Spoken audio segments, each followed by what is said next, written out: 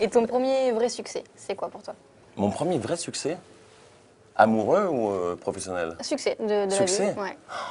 Mais, À toi de voir si l'amour passe devant le professionnel. Ah, l'amour passe toujours devant le professionnel. Ah bah ça, je ne sacrifierai jamais mes histoires sentimentales pour mon boulot.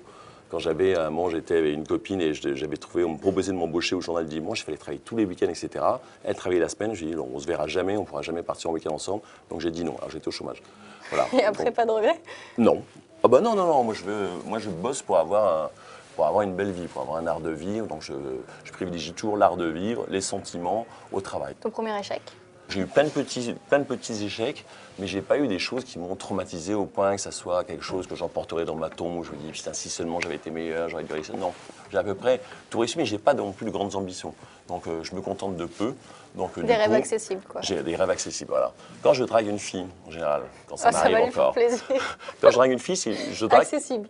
Ouais, je sais que je lui plais. Et ton Maintenant, premier je me prends des râteaux, je pense, j'en ai eu 2 dans ma vie, c'est le maximum. Alors, le premier, justement? C'était avec une fille qui s'appelait Isabelle.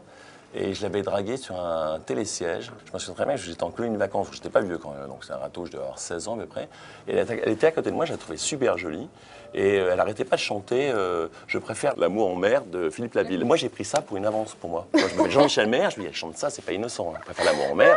Elle m'envoie carrément un signe. C'est vrai, c'est bien vu, oui. Je ne savais pas faire les approches ni rien. Je me suis penché vers elle et j'ai essayé d'embrasser. Ah ouais, mais c'est peut-être un petit elle peu m'a trop foutu une direct. baffe. Ouais. J'étais certainement un peu trop direct, là, j'ai un peu merdé. Et Parce que Farah, c'était très alors, chiant. justement?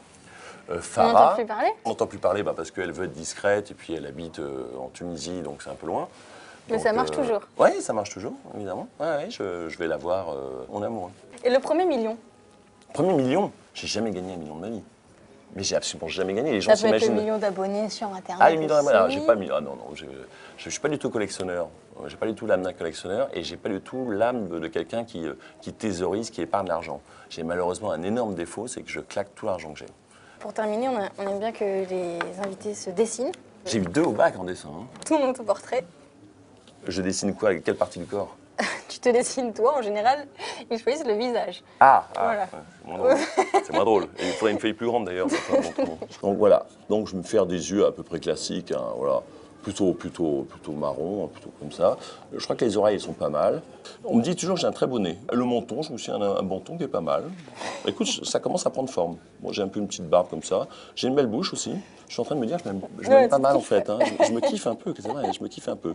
Ah, c'est un gros complexe les cheveux. Je cache chaque année une calvitie de plus en plus débordante.